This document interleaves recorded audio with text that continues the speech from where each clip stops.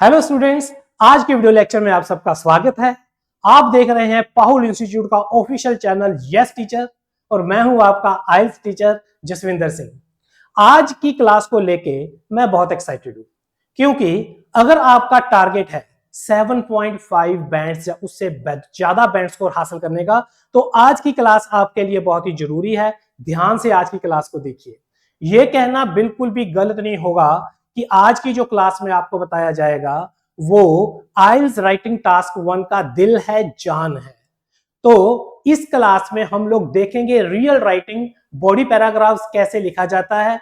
Line diagram की हम example लेके चल रहे हैं।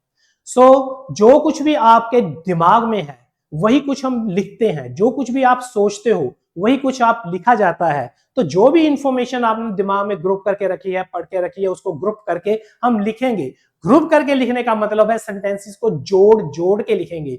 तो जोड़ने का मतलब है compound sentences, complex sentences, reduce relative clauses, adverb clauses, ये सब कुछ आज हम देखेंगे। इनको अच्छी तरीके से समझेंगे कि ऑर्गेनाइज डाटा कैसे बीपीज में, बॉडी पैराग्राफ्स में लिखा जाता है। मैं आपको ये चीज बता दूं कि जो आज की क्लास है ये नेक्स्ट क्लास है, ये सेकंड पार्ट है पिछली क्लास का जिसमें हमने बॉडी पैराग्राफ्स में टॉपिक सेंटेंसेस करे थे। तो आज हम उससे नेक्स्ट आगे चलने जा रहे हैं। तो बहुत कुछ आपको अच्छा मिलने वाला है, बहुत यूजफुल होगी आज की क्लास। तो चलते हैं हम आज और लिखते हैं बॉडी पैराग्राफ्स। तो ये जो आपके सामने ग्राफ दिख रहा है, पिछली क्लास में हमने यहां पे ही छोड़ा था। तो इसमें इसको एक बार फिर से हम रिवाइज करते हैं, देखते हैं। ये जो ग्राफ है, ये ग्राफ है the proportion of energy produced from coal in 4 European countries from 1995 to 2010। So 1995 से लेकर 2010 तक इन 4 कंट्रीज ने कितनी परसेंटेज में एनर्जी प्रोड्यूस की कोयले से, ये उसका लाइन डायग्राम आपके सामने है। हमने लास्ट क्लास में ये किया था कि हमने जो ग्रुपिंग की थी, ग्रुपिंग हमने कैटेगरी वाइज की थी। जैसे कि आपको बता दें कि एक्स एक्सिस वाइज और कैटेगरी वाइज 2 टाइप की ग्रुपिंग होती है, जो हमने लास्ट क्लास में भी और जो ग्रुपिंग वाला जो चैप्टर है लेसन नंबर 8 उसमें भी कवर करके ऑलरेडी रखी है। तो जिन भी स्टूडेंट्स ने पिछले लेसन नहीं देखे हैं तो आप वहां पे जाके देख सकते हो और उसका जो लिंक है वो हम डिस्क्रिप्शन में डाल दिया जाएगा। तो यहां पे हम देखते हैं, हमने जो कुछ भी सोचा अपने दिमाग में, हमने डाटा को ग्रुप किया कैटेगरी वाइज। तो कैटेगरी वाइज जब हमने डाटा को ग्रुप किया उसके हिसाब से हमने एक ऐसे लिखा, जबकि हमने ग्रामेटिकल पार्ट ऐसे का नहीं देखा था जो कि हम आज देखेंगे। वहां पे हमने सिर्फ देखे थे टॉपिक सेंटेंसेस। टॉपिक सेंटेंसेस क्या होते हैं? जब हमने डाटा को ग्रुप किया तो हमने ग्रुप किया कैटेगरी वाइज। तो कैटेगरी वाइज का मतलब यह है कि कौन सी कंट्रीज हमने BP1 में लिखनी है और कौन सा जो डाटा है कंट्री वाइज हमने BP2 में लिखना है।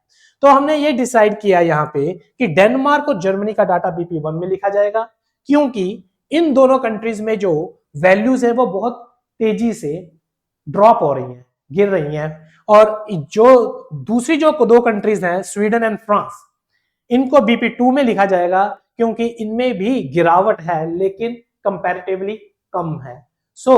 आप जैसे यहां पे देख पा रहे हो कि ये 2 BP है, ये है BP1 और ये है BP2। इनकी जो जस्ट फर्स्ट लाइन इसको बोलते हैं टॉपिक सेंटेंसेस।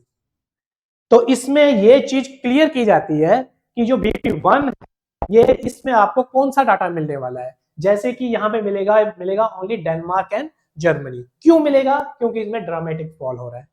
और सेकंड में आपको मिलेगा स्वीडन एंड फ्रांस। क्यों मिलेगा? क्योंकि यहाँ पे मॉडरेट फॉल्स हो रहे हैं, मतलब कंपैरेटिवली लेस फॉल हो रहे हैं।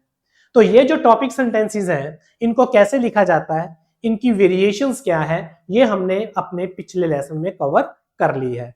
तो आज चलते हैं इनसे आगे। तो आगे हमें अभी क्या लिखना है, हम लेके चलते हैं पहले BP1। तो BP1 में आप देखिए हमने टॉपिक सेंटेंस लिख लिया ऑलरेडी। अभी आप देखिए जैसे कि हमने यहाँ पे कैटेगरी वाइज जब हमने ग्रुपिंग की थी, ये जो पार्ट है ये आपने रफ लिखना है, और ये जो ग्रुपिंग वाला पार्ट है ये प्लानिंग का पार्ट है, जो कि आपके माइंड में है, आपने कैसे इंफॉर्मेशन को पढ़ा है और कैसे उसको ग्रुप किया है। अभी आप जस्ट देखिए BP1, क्योंकि हम अभी BP1 लिखने जा रहे हैं। तो BP1 में हम डेनमार्क और जर्मनी का डाटा ही लिखेंगे, इसके अलावा और कोई नहीं, क्योंकि हमने जो स्वीडन एंड फ्रांस है वो हम BP2 में देखने वाले हैं। तो BP1 में जो है डेनमार्क और जर्मनी का जो डाटा है, तो डेफिनेटली हम 1995 से 2010 तक 1995 से 2010 तक का पूरा डाटा देखेंगे। पूरा डाटा अगर हमने कवर करना है तो पूरा का पूरा टाइम पीरियड हमें लेना होगा। 15 इयर्स का पूरा डाटा डेनमार्क और जर्मनी का हमने इस पैराग्राफ के अंदर लिखना है। तो यहां पे क्योंकि डेनमार्क है इसकी ये ज्यादा इंपॉर्टेंट है। क्यों? क्योंकि इसमें सबसे ज्यादा गिरावट हो रही है। ठीक है जी, ये 60% से गिर के नीचे 10% तक पहुंच गया, मतलब 50% की इसमें गिरावट है। और फिर इसके बाद हम लिखेंगे जर्मनी, क्योंकि इसमें लेस जो है फॉल हो रहा है, लेस गिरावट है। आप देखिए तकरीबन 55 से ये तकरीबन यहाँ पे 17-18 तक है, मतलब 38% की तकरीबन गिरावट है। तो जिसकी ज्यादा गिरावट है उसको हम लिखेंगे पहले। आप देखो यहाँ पे जो ग्रीन पार्ट है, ये जो ग्रीन हाईलाइटेड है, इसमें पूरा डेनमार्क का डाटा लिखा हुआ है। हमने मिक्स नहीं करना है, यही लिखने का जो है तरीका है कि आपको डाटा को ऑर्गेनाइज कैसे करना है। और फिर इसके बाद जो है नेक्स्ट जो है ये वाला डाटा, तो ये जो डाटा है ये डेनमार्क का डाटा है। तो बिल्कुल सिस्टमेटिकली सिंपलेस्ट वे में हमने इस पूरे डाटा को ऑर्गेनाइज जो है BP1 में करना है। तो टॉपिक सेंटेंस हम जो है वो हम ऑलरेडी कर चुके हैं। अभी हम जो करने जा रहे हैं वो डेनमार्क का।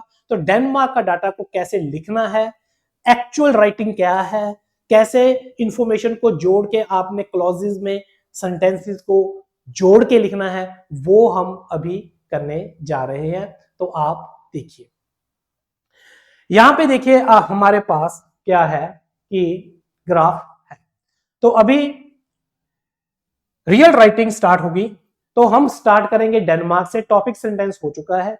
टॉपिक सेंटेंस के बाद हम अभी डिटेल्स लिखने जा रहे हैं। तो डिटेल्स में हम सबसे पहले लिखेंगे डेनमार्क की डिटेल्स, फिर हम लिखेंगे जर्मनी की डिटेल्स। तो डेनमार्क की डिटेल्स अभी आप ध्यान से देखिए कि ये जो पॉइंट है, स्टार्टिंग पॉइंट, हम स्टार्टिंग पॉइंट से स्टार्ट करेंगे।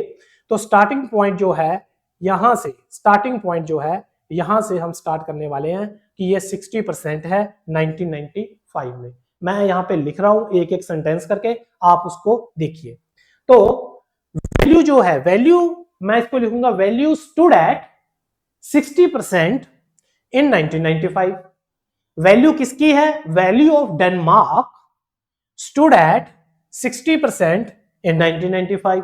लेकिन ये जो वैल्यू है, हम वर्ड वैल्यू यूज नहीं करेंगे, हम इस वैल्यू का जो नेम है उसको लेंगे, जो कि ऊपर लिखा हुआ है कि proportion of energy produce from coal. तो इसका फ्रेजिंग करके हम इसको लिखेंगे। हम ये नहीं लिखना है कि वैल्यू या trend of, no, value of Denmark, ये वैल्यू नहीं है, ये है percentage of energy produced in Denmark. So हम यहां पे लिख रहे हैं डेनमार्क्स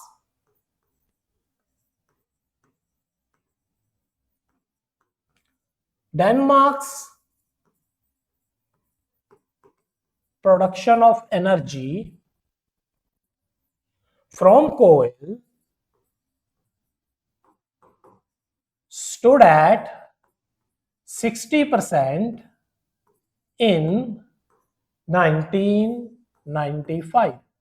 देखिए मैंने जो अभी लिखा ये सिंपली सिर्फ और सिर्फ इस पॉइंट, ओनली स्टार्टिंग पॉइंट की इंफॉर्मेशन को एक सेंटेंस के अंदर लिखा है। अभी आप देखिए डेनमार्क जो है यहां पे है 1995 में। अभी इसी ये जो पॉइंट है ये दो तरह की इंफॉर्मेशन रखता है। एक तो चेंज भी है, कहां पे खड़ा है, दूसरा कंपैरिजन, जो बाकी की और कंट्रीज हैं इनके साथ अगर कंपेयर करते हैं तो इसकी कौन सी पोजीशन है, ये हाईएस्ट पोजीशन पे है, ये सबसे ज्यादा सबसे ऊपर है। तो इसका जो सेकंड पार्ट है इसी पॉइंट को लेके वो कौन सी इंफॉर्मेशन बनती है, मैं वो यहां पे लिख रहा हूं, फ्रेज वही यूज कर रहा हूं, same to same, Denmark's production of energy from coal. So second जो है वो इंफॉर्मेशन इसकी बन रही है, Denmark production of energy from coal was higher than other 3 countries. ये लीजिए, ये हो गया सेकंड इंफॉर्मेशन। ये जो पॉइंट है ये 60% पे है और ये जो पॉइंट है ये सबसे ऊपर का पॉइंट है। ये दो इंफॉर्मेशन सिर्फ एक ही पॉइंट को लेके हमने यहां पे लिख दी। तो एक चीज आपको मैं और बता दूं, सेंटेंस फॉर्मेशन में हमने यहां पे लिखा वाज हायर, इजंट इट। आपको जब पीछे हम लैंग्वेज ऑफ कंपैरिजन कर रहे थे तो वहां पे मैंने वेरिएशंस हमने पढ़ी थी। वेरिएशंस क्या कि आप सेकंड डिग्री को कैसे थर्ड डिग्री में और थर्ड को कैसे सेकंड में आप लिख सकते हो। मैं यहां पे सेकंड डिग्री यूज की है हायर, आप इसको हाईएस्ट अक्सर ज्यादातर स्टूडेंट्स ईएसटी लगा के सुपरलेटिव में यूज करते हैं। आप यहां पे लिखते was the highest of all 4 countries, वो भी ठीक है, लेकिन हमने यहां पे उसको दिखाया कि हमें सेकंड में भी लिखना आता है और डेफिनेटली ये एक बहुत प्लस पॉइंट है क्योंकि सेकंड में लिखना कोई कोई लिखता है, ठीक है। तो हमने यहां पे लिखा वाज हायर देन अदर लगाना बहुत जरूरी है। और जो ईएसटी वाली जो फॉर्मेशन है थर्ड सुपरलेटिव वाली, वो भी हम यूज करेंगे आगे। तो हमने अभी स्टार्टिंग में क्या किया कि कहां पे है स्टूडेंट का मतलब क्या है, स्टूडेंट का मतलब कहां पे ये जो पॉइंट खड़ा है कहां से ये स्टार्टिंग हो रही है, ठीक है। तो बिगिन कहां से हो रही है, स्टार्टिंग कहां से हो रही है, तो वो पॉइंट हो गया स्टूडेंट और इसके बाद ये सबसे हाईएस्ट पॉइंट है। ये दो इंफॉर्मेशन आपको बहुत अच्छी तरह समझ में आ गई होगी। तो जस्ट अभी समझाने के लिए मैंने अलग अलग सेंटेंस बना रहा हूं, जस्ट समझाने के लिए, और फिर इसके बाद हम इन सेंटेंसेस को जोड़ेंगे, क्लब करेंगे कि आपको क्लॉजेस के बारे में समझ में आए, आपको समझ में आए सेंटेंसेस कंपाउंड कॉम्प्लेक्स सेंटेंसेस कौन से होते हैं। बहुत ही आसान कंसेप्ट है, बहुत ही आसान है, आप बने रहिए। अभी नेक्स्ट देखिए आप, मैं क्योंकि डेनमार्क की इंफॉर्मेशन ही यहां पे कवर करनी है, तो डेनमार्क की अभी आगे हम क्या लिखेंगे कि अभी ये नीचे गिरा। अभी आप देखो कि ये कंटिन्यू नीचे ही जा रहा है, तो हम सीधा डाटा को कवर करने के लिए हमें बीच में कहीं पे भी रुकने की जरूरत नहीं है। हम सीधा लिखेंगे कि 2010 में ये इतना गिरा, मतलब 2010 में ये दो मतलब है कि 10% में जाके फिनिश किया, खत्म किया इसने, ठीक है। लेकिन क्योंकि यहां पे खड़ा था, अभी यहां से गिरना स्टार्ट किया, तो खड़ा होना स्टार्ट और उसके बाद मूव करना, मोशन में आना, नीचे गिरना या ऊपर जाना कहीं पे भी, तो ये जो दोनों आपस में क्या है, कंट्राडिक्टरी है। तो ये हमें इसको हमें यहां पे हमें कंट्रास्ट दिखाना है। तो यहां पे अगर हम लिख देते हैं हाउएवर, हम लिख देते हैं हाउएवर, जस्ट हाउएवर, ठीक है। वो बात अलग है कि हम, ठीक है, क्यों लिखा, क्योंकि अभी डाटा यहाँ पे क्या था, स्टेशनरी था, अभी ये मोशन में हो गया है, ये नीचे नीचे जा रहा है। तो हाउएवर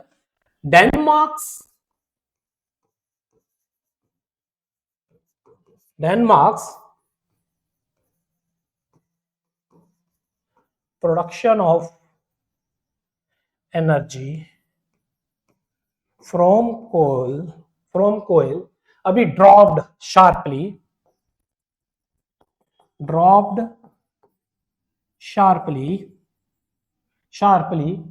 बहुत तेजी से नीचे गिरी।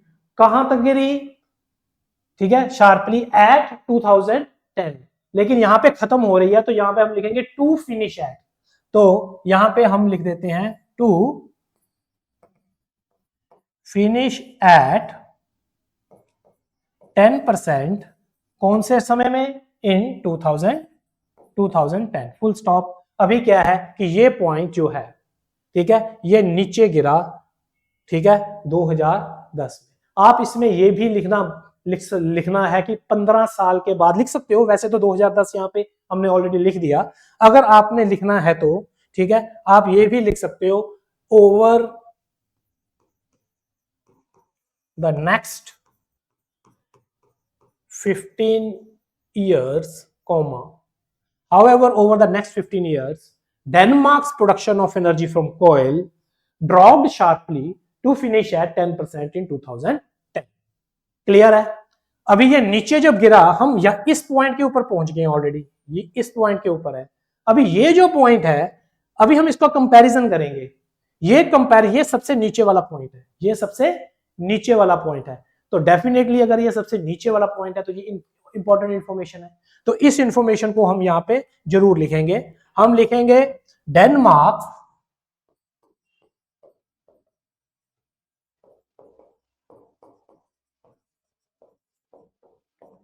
Production of energy from coal was the lowest of that year. उस साल का वो सबसे कम था। ठीक है, अभी आप देखो कि जस्ट हमने डेनमार्क को ही पकड़ा है, ओनली डेनमार्क 60% पे था, इसने स्टार्ट किया 60% पे, और ये सबसे ज्यादा था 1995 में, 2 हो गया। जबकि 15 साल बाद ये सबसे नीचे गिरा 10% पे जाके इसने खत्म किया टू फिनिश एट 10%। ठीक है, इन 2010 विच वाज द लोएस्ट, जो सबसे कम था ऑफ दैट ईयर, उस साल का सबसे कम था। ठीक है जी, तो हमने 4 पीसीज ऑफ इंफॉर्मेशन, 4 इंफॉर्मेशन को, जस्ट डेनमार्क की ही 4 इंफॉर्मेशन को हमने लिखा, और ये पूरा का पूरा डाटा 1995 से 2010 तक का हमने कवर किया। अभी आप इन 4 के ऊपर थोड़ा सा ध्यान दीजिए। ठीक है, अभी इन चारों में अगर आप देखोगे,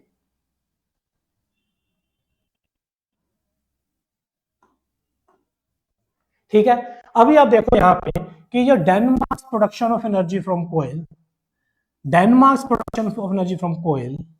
ये जो है चारों के चारों हमने सब्जेक्ट सेम रखे हुए हैं, क्योंकि एक ही चीज की बात हो रही है। लेकिन मैं आपको एक बात बता दूं, अगर आप सेंटेंसेस को ऐसे तोड़ तोड़ के लिखोगे, इजंट इट, तो आपको नया फ्रेज चाहिए, आपको एक नया फ्रेज चाहिए। पहली बात तो ये, अभी नया फ्रेज क्या, कैसे, जैसे यहां पे लिखा Denmark production of energy from coal, मैं लिख दूंगा production energy production from coal in Denmark.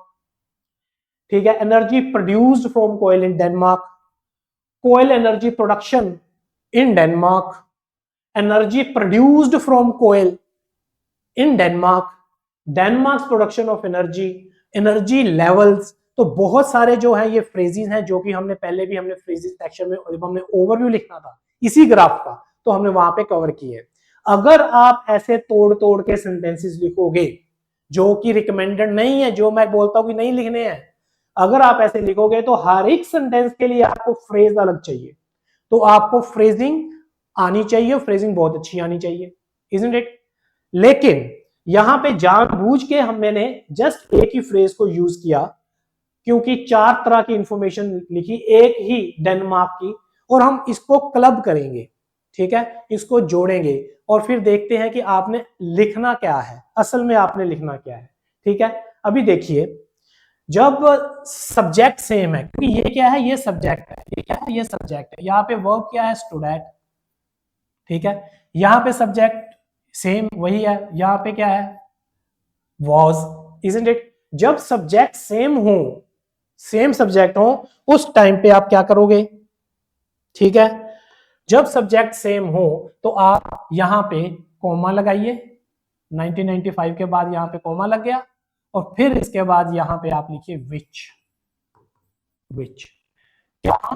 इस पूरे के ये जो है Denmark production of energy from coal, इसकी जगह पे आ जाएगा विच। तो हम लिखेंगे विच वॉज हायर देन, पढ़ के देखिए, यहां पे आएगा कॉमा। ठीक है, Denmark's production of energy from coal stood at 60% in 1995, which was higher than other 3 countries। तो वहां पे विच लग गया। ठीक है, इसको बोलते हैं रिलेटिव क्लॉज, इसको बोलते हैं रिलेटिव क्लॉज। और हां, अगर विच के बाद आपको वॉज दिख रहा है, ठीक है, is, am, are, was, were, be verb आगे दिख रही है, तो आप उसको हटा सकते हो, आप उसको हटा सकते हो। आप डायरेक्टली ये लिख सकते हो, यहां पे कॉमा लगाया, इसके बाद सीधा लिखा जाएगा हायर। ओके, तो ये बन जाएगा Denmark's production of energy from coal stood at 60% in 1995, higher than other three countries, higher than other three countries. तो विच वॉज को आप जस्ट इलिमिनेट कर सकते हो, तो इसको बोलते हैं reduced relative clause. Reduced relative clause, अगर विच के सामने वॉज लगा हुआ है, मतलब बी वर्ब है, इज, एम, आर, वॉज, वर आपको मिल रहा है, या फिर बी मिल रहा है, तो उसको आप हटा सकते हो। Isn't it? बहुत आसान है। और रिलेटिव क्लॉज में ओनली विच ही नहीं, हु भी यूज होता है, दैट भी यूज होता है। Isn't it? तो यहां पे दैट नहीं लगेगा। क्यों नहीं लगेगा? क्योंकि यहाँ पे कॉमा लगा हुआ है। ग्रामर में दैट के पहले कभी भी कॉमा नहीं लगता। Isn't it? तो हु यहाँ पे लग नहीं सकता, क्योंकि यहाँ पे किसी इंसान की बात नहीं हो रही है, किसी पर्सन की बात नहीं हो रही है, इसलिए यहाँ पे लगेगा विच।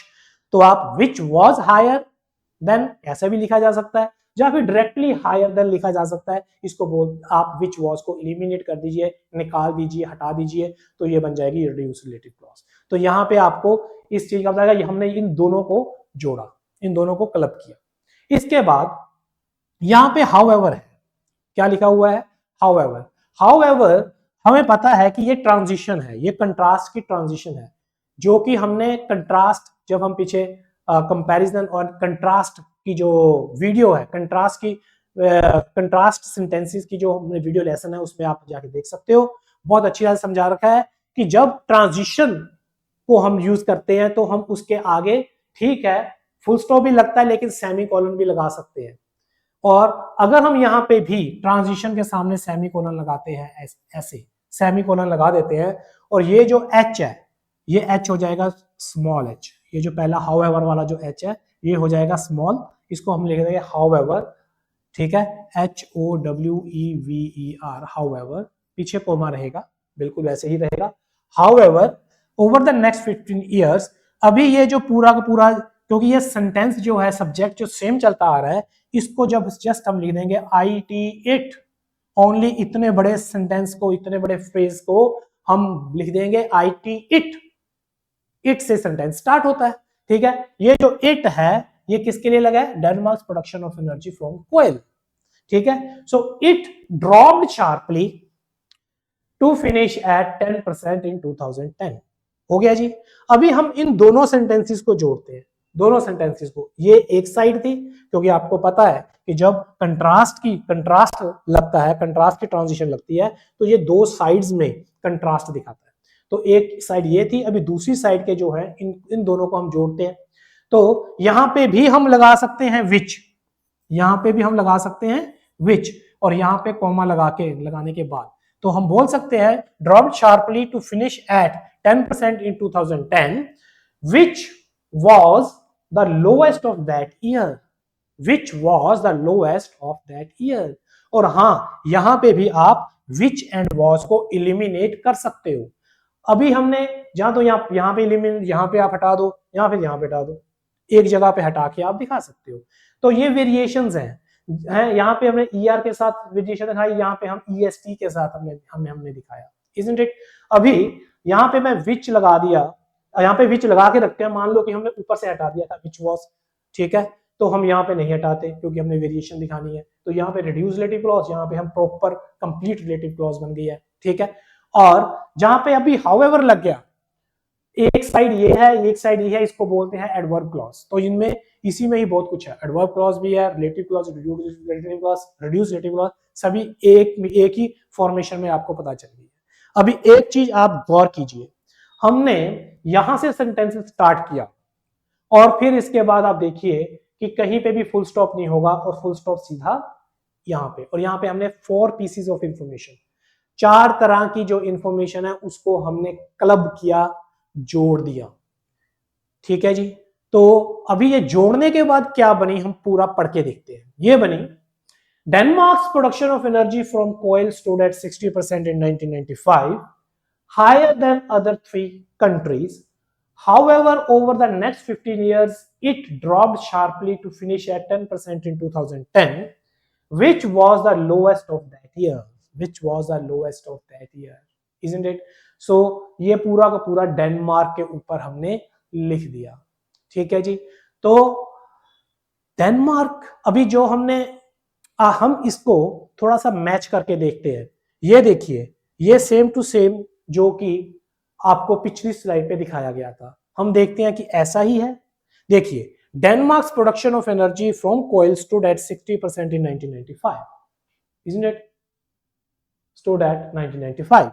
आगे लगाया कॉमा, हायर देन, यहां पे इन्होंने विच वॉज जो है वो इलिमिनेट कर दिया, अदरवाइज लिखा जा सकता था विच वॉज हायर देन, इन्होंने विच वॉज को इलिमिनेट कर दिया। ये जो विच वॉज है इसको हटा दिया, यहां से सीधा स्टार्ट कर दिया हायर देन अदर 3 कंट्रीज। ठीक है, higher than the other 3 countries. However के आगे लगाया सेमीकोलन, पीछे लगाया कॉमा, आगे इट से स्टार्ट किया, it dropped sharply over the next 15 years. हमने क्या किया कि हाउएवर के साथ ही ओवर द नेक्स्ट 15 ईयर्स लिख दिया। आप सेंटेंस के पीछे भी एडवर्ब ऑफ टाइम लगा सकते हो। आप ये जो टाइम का एडवर्ब फ्रेज है ये जो है आप स्टार्टिंग में भी लगा सकते हो। हमने यहाँ पे स्टार्टिंग में रखा है however over the next 15 years. इन्होंने यहाँ पे नहीं रख के इन्होंने यहाँ पे रखा है dropped sharply over the next 15 years to finish at, इन्होंने ऐसे लिखा है।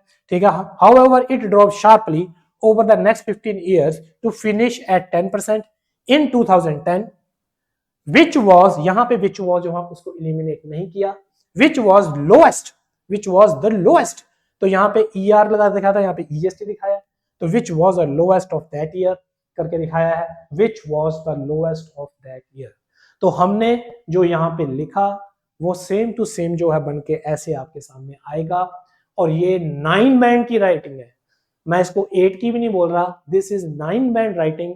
आप एक नहीं, दो नहीं, तीन नहीं, चार सेंटेंसेस को जोड़ के क्लब करके आप ग्रुपिंग अच्छी करके चल रहे हो।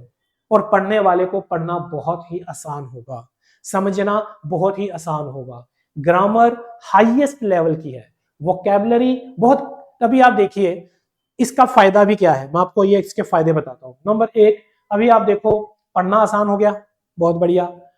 दूसरे नंबर पे फ्रेजेस कम लगे, जितने फुल स्टॉप लगाता उतने मुझे ज्यादा फ्रेजेस लगाने पड़ते। Is it? मान लीजिए कि मैं यहाँ पे हाउएवर के आगे फुल स्टॉप भी लगता है, ठीक है, मैं यहाँ पे फुल स्टॉप लगा देता, हाउएवर का एच बड़ा होता, तो क्या होता कि यहाँ पे मुझे एक नया फ्रेज बनाना पड़ता, मैं इट नहीं यूज कर सकता था, तो मैं यहाँ पे कुछ और लिखता। ठीक है, मैं लिखता energy production from coal in Denmark, energy levels in Denmark drop sharply, कुछ अलग से एक फ्रेज लिखता जो कि ऊपर वाले फ्रेज से अलग होगा। ठीक है, डिफरेंट होगा। तो क्योंकि मैंने वहां पे फुल स्टॉप नहीं लगाया, सेमीकोलन लगाया, सेमीकोलन यूज किया, तो मेरा यहाँ पे काम चल गया, मैंने इट लगाया। तो देखिए आपको फ्रेजिंग करने की कितनी कम, आपको ज्यादा फ्रेजिंग नहीं करनी पड़ रही है यहाँ पे, इजंट इट? तो डेफिनेटली, और आपके मार्क्स भी बढ़ रहे हैं, इजंट इट? तो देखिए हमने यहाँ पे, हमें फ्रेजिंग, ज्यादा फ्रेजिंग करने से भी हम लोग बच गए हैं। ठीक है जी। तो ये तो था हमने जो अभी लिखा पूरा पूरा डेनमार्क के ऊपर, इजंट इट? तो डेनमार्क का आपने डाटा यहाँ पे स्टेप बाय स्टेप लिख दिया, और यहाँ पे क्या बन के आपके सामने आएगा मैंने ये भी आपको दिखा दिया। ठीक है जी। अभी इसको आप यहाँ पे भी आप बिल्कुल वैसे के वैसा पढ़ सकते हो, isn't it? Denmark's production of energy from coal stood at 60% in 1995, higher than the other 3 countries. However, it dropped sharply over the next 15 years to finish at 10% in 2010, which was the lowest of that year. So ये जो green part है, isn't it? ये highlighted part, green highlighted part हमने cover कर लिया है। अभी next जो है ये होगा जर्मनी का, ये होगा जर्मनी का। तो जर्मनी का पार्ट देखते हैं। अभी जर्मनी का पार्ट ऐसे करते हैं, अब हमने सोच कैसे रखा है वही कि हम स्वीडन और फ्रांस, सॉरी मैं गलत बोल रहा हूँ। ठीक है, यहाँ पे जर्मनी, और जर्मनी भी हमने पूरे 15 ईयर्स का डाटा ही हमने लिखना है। ठीक है जी। अब ऐसे किया करते हैं कि पहले हम ये जो लिखा हुआ है हम उसको ब्रेक करते हैं। ठीक है, पिछला क्या था डेनमार्क का, मैंने खुद लिखा, फिर इसके बाद उसको जोड़ा। अभी क्या है, स्टूडेंट्स को अभी आप कैसे करो, प्रैक्टिस करनी है, तो पहले आप इसको पढ़ो और फिर इसके बाद इसको ब्रेक करो, इजंट इट? कैसे, मैं आपको बताता हूँ। ठीक है, ये जर्मनी का डाटा ऑलरेडी लिखा हुआ है, ये सारा का सारा जो डाटा ये क्लब किया हुआ है। ठीक है, 3-4 इंफॉर्मेशन, 5 इंफॉर्मेशन इसमें है ऑलरेडी। तो मैं क्या करता हूँ कि इसको ब्रेक करके लिखता हूँ, ठीक है, समझाने के लिए आपको, इजंट इट? तो देखते हैं, बने दीजिए। यहां पे लिखा हुआ है energy production from coal in Germany followed a similar pattern. मैं सेम टू सेम लिख रहा हूं, इसको ब्रेक कर रहा हूं। इस टेक्निक को बोलते हैं sentence breaking technique, isn't it. जिसको ब्रेक करना आता है उसको जोड़ना भी आता है। तो पहले मैंने आपको जोड़ के दिखाया, अभी मैं आपको ब्रेक करके दिखाता हूं, isn't it.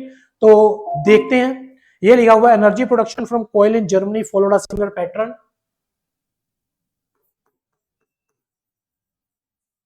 Energy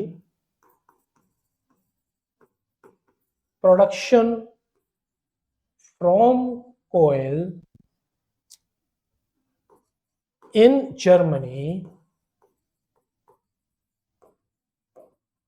followed a similar pattern, full stop।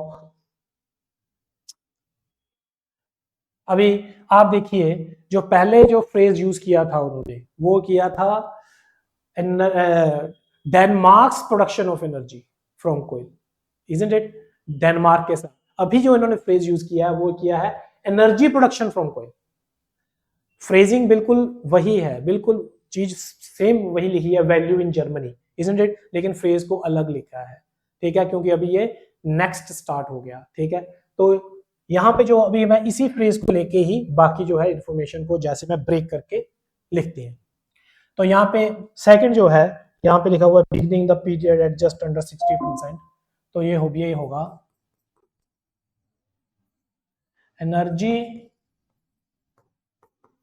Production from oil in Germany began, AN, क्योंकि ये पास्ट में चल रहा है, यहां पे भी हमने पास्ट में लिखा फॉलोड, यहां पे आएगा began, began the period at just under 60%, at just under 60% full stop, ये हो गया सेकंड। फिर इसके बाद आ गया energy production from coal in Germany fell, FELL, fell significantly, full stop. अभी ये होगी एक साइड, जो दूसरी साइड इन्होंने लिखी है दो, अनलाइक डेनमार्क। तो यहाँ पे जो लिखा है इन्होंने दो, अनलाइक डेनमार्क। तो सेकंड जो है साइड जिसको ये कंट्रास्ट कर रहे हैं, तो उसको ये कैसे लिख रहे हैं, though unlike Denmark it fell to low of only 5%। Energy production from coal in Germany fell to a low of only 5%, in 2007, full stop, and then increased again, ठीक है। Energy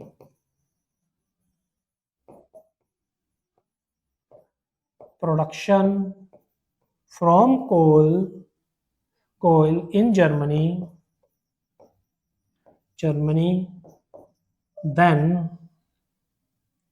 then increased again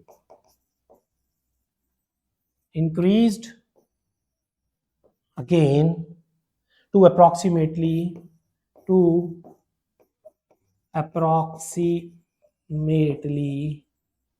18%, full stop, isn't it। अभी आप देखिए, जो Germany का जो data है इसमें 5 पीसेस ऑफ इंफॉर्मेशन है, 1 2 3 4 5, ये 5 तरह की जो इंफॉर्मेशन है ओनली जर्मनी को लेके, उसको ग्रुप करके ऐसे लिखा गया।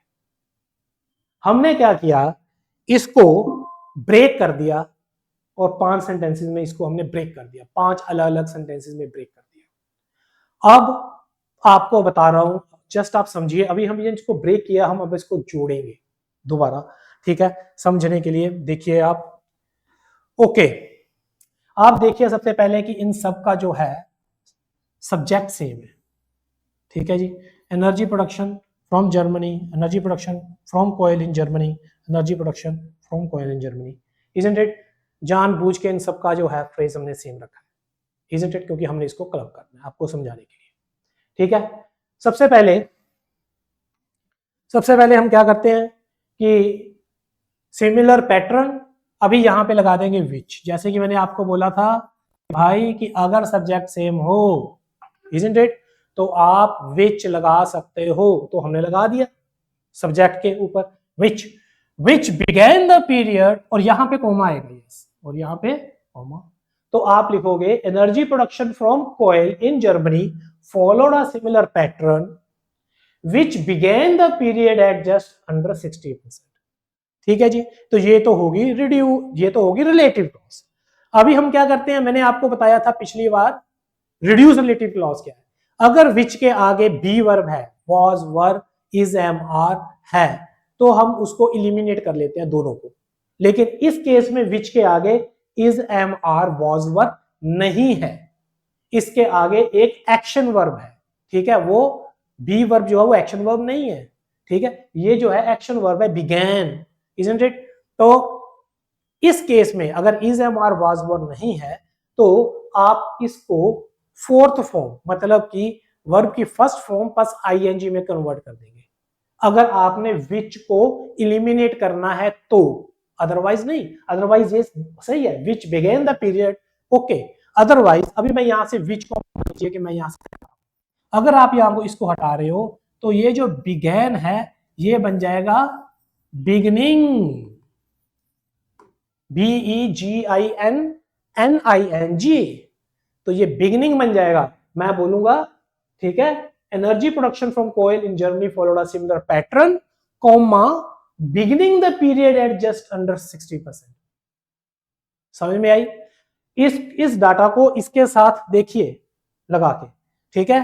तो इसने सिंपली पहली लाइन में सिंपली बोला कि भाई ये जो नीचे वाली जो लाइन है, जर्मनी की जो लाइन है, ये भी सेम पैटर्न फॉलो कर रही है, उसी तरीके से नीचे गिर रही है, वही ट्रेंड है इसका, सेम ट्रेंड है, सेम ट्रेंड से ये नीचे जा रही है, isn't it, follow a similar pattern. तो पहले तो इसने ये बोला, फिर इसके बाद इसने बोला कि इसने स्टार्ट किया, ये जो रहा यहां से स्टार्ट किया, ठीक है, और वो उससे जस्ट अंडर है, थोड़ा सा नीचे है। इसने जो फ्रेज लिया वो लिया बिगेन द पीरियड, जबकि इससे पहले जो जर्मनी में जो हमने फ्रेज लिया था वो लिया था स्टूड एट, ठीक है, हमने बोला था वैल्यू स्टूड एट 60%, इन्होंने बोला है कि value began the period at just under 60%।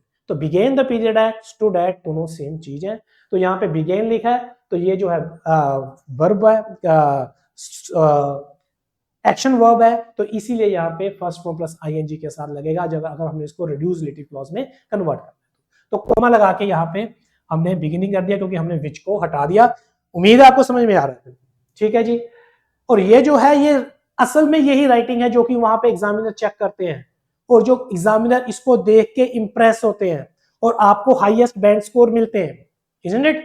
तो देखिए बहुत आसान कंसेप्ट है, हम आगे देखते हैं। अभी आप देखिए ये जो सेंटेंस है, असल में यहाँ पे दो लगा हुआ, देखिए आप यहाँ पे दो, अनलाइक डेनमार्क, इजंट इट। तो कंट्रास्ट यहाँ पे आ रहा है, जैसे कि कंट्रास्ट आ रहा है, तो ये दो साइड्स में कंट्रास्ट होता है, ठीक है, दो साइड्स में हम लोग देखते हैं difference in ideas, isn't it. तो एक तो साइड ये है, दूसरी साइड ये है, एक साइड के अंदर 3 सेंटेंस है, दूसरी साइड के अंदर 2 सेंटेंस है, इजंट इट। तो हमने एक साइड में जो है वो हमने विच के साथ जोड़ दिया, ठीक है। अभी नेक्स्ट जो है हम एंड के साथ जोड़ देते हैं, किसके साथ? एंड के साथ, क्योंकि आप विच दोबारा नहीं लगा सकते, एक बार आपने लगा दिया तो उसी फॉर्मेशन में आप, क्योंकि ये जो सेंटेंस यहां तक माना जाता है साइड जो है साइड 1, ये है साइड 2, तो साइड 1 में जो थर्ड में आप विच दोबारा नहीं लगा सकते। तो हाँ, हम एंड लगा सकते हैं, तो यहाँ पे हम एंड लगा देते हैं भाई, यहाँ पे लिख दिया एंड। अगर आपने यहाँ पे एंड लिखा तो एक बात ये देखिए, यहाँ पे बिगिनिंग लिखा, बिगिनिंग द पीरियड, तो एंड यहाँ पे आएगा फॉलिंग, यहाँ पे आएगा फॉलिंग, क्योंकि आपने ये वाला, तो ये फेल का जो बन जाएगा फॉलिंग। अगर आप बिगिनिंग में चाह रहे हो तो यहाँ पे आएगा फॉलिंग, और यहाँ पे कोई भी फुल स्टॉप नहीं लगेगा, ये फुल स्टॉप नहीं लगेगा, ठीक है। मैं बोलूंगा at just under 16% and falling significantly, isn't it. And लगा के अगर आपने यहाँ पे विच लगाया है, ठीक है, यहाँ पे लिखा है which began the period at just under 16%, फिर होगा यहाँ पे एंड फेल सिग्निफिकेंटली, ठीक है। तो इसको हमने पैरेलल रखना है, बिगेन है तो यहाँ पे फेल, यहाँ पे वर्ब की सेकंड फॉर्म है तो यहाँ पे भी वर्ब की सेकंड फॉर्म होगी एंड के बाद।